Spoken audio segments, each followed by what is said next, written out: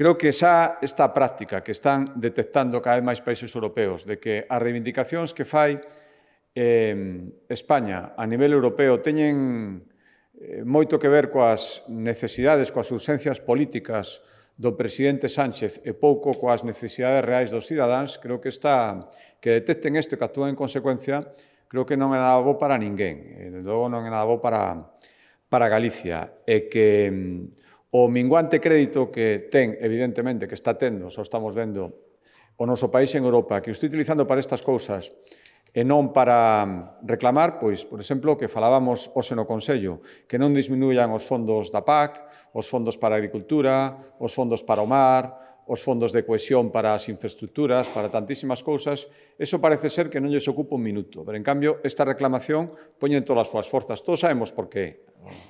O presidente do Goberno, as linguas cooficiais no noso país, non lle importan absolutamente nada. Hai outras razóns. E dito isto, se realmente hai 40 millóns que está disposto a aportar o Estado cada ano para a cooficialidade do galego no Parlamento Europeo, creo que agora mesmo, respecto do galego, hai outras prioridades moito máis urxentes. Todo o que ten que ver co perte das linguas, incorporación dos galegos nas novas tecnoloxías, todo iso que se nos está negando os fondos, resulta que, o milagro, aparecen cando se trata de satisfacer unha demanda do independentismo catalán. Mire, para solucionar as urxencias por manter na Moncloa o presidente do Goberno, para iso non estamos. A lingua é algo moitísimo máis serio e se promociona de outras maneiras.